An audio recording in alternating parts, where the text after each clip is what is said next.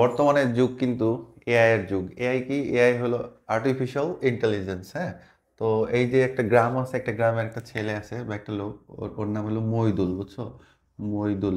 তো মইদুল খুব ভালো রিসার্চার। সে কি করে? সে হলো এআই নিয়ে গবেষণা করতেছে বা রিসার্চ করতেছে। এখন এই যে মইদুল সম্পর্কে আমরা যখন কিছু বলবো তখন হলো সে, তাই না? সে দারুণভাবে এআই নিয়ে রিসার্চ করছে। এখানে কয়জনকে বোঝাচ্ছে? একজন। তো একজন। এখন যদি এখন যদি মনে করো ওর বন্ধু আছে শহীদুল। হুম। শহীদুল। তারপরে আছে আরো, এটা কি আঁকতেছি, তারপরে মনে করো আরো আরো কয়েকজন।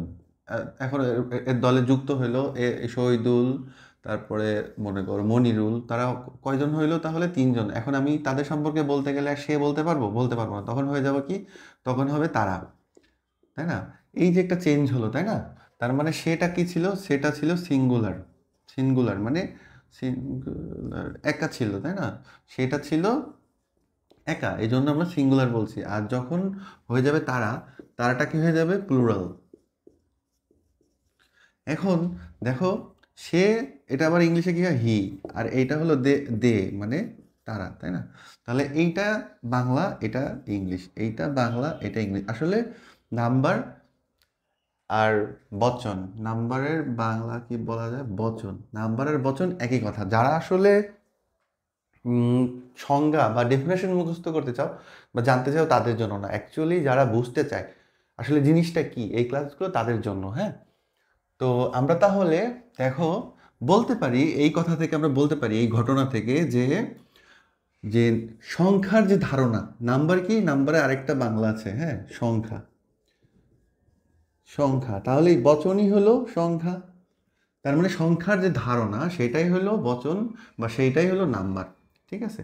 তার মানে আরেকটু যদি ভেঙে বলি, মানে পার্সন, কোনো একটা পার্সন, অ্যাকচুয়ালি নাউন আর প্রোনাউন, হ্যাঁ, নাউন আর প্রোনাউন, নাউন আর প্রোনাউন, সে কি এক নাকি একাধিক?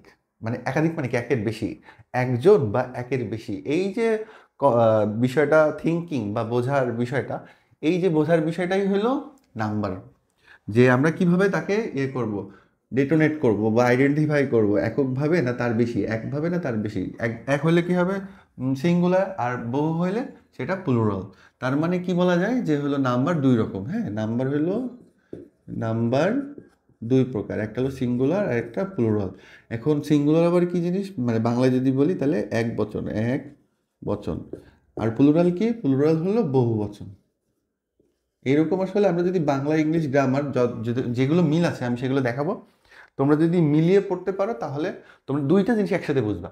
এইখানে যেমন দেখো, রাজা, মেঘ, জেলে যা আছে এগুলো সব সিঙ্গুলার বা এক বচন। এখন যদি আমি এগুলো প্লুরাল করি বা বহু বচন করি কি হবে? তাহলে বাংলায় এরকম রাজা গণ, মেঘ, মেঘমালা হবে তখন, হ্যাঁ, মেঘমালা।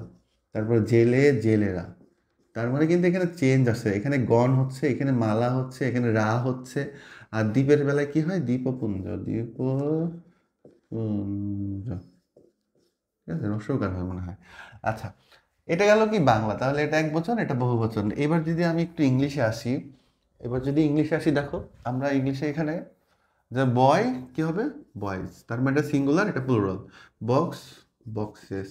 এখানে দেখো এস, এখানে ইএস, মানে চেঞ্জ আছে কিন্তু, এগুলো জানতে হবে আলাদা করে।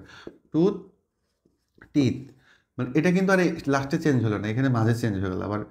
এইখানে দেখো পার্টি, পার্টি আইএস, মানে এস, এইখানে এস ইএস, এটা আইএস। আর এখানে অন্যরকম, যেমন চাইল্ড আছে, একটা আছে চাইল্ড। চাইল্ডের প্লুরাল কি? চাইল্ডের প্লুরাল হলো চিলড্রেন। চিলড্রেন। তার মানে আসলে পার্থক্য আছে, যে এখানে অন্যরকম হয়ে যায়। এখন কোনগুলো কিরকম হয় এগুলো আলাদা করে জানতে পারো, যে কোনো বই দেখতে পারো গ্রামারের তোমরা।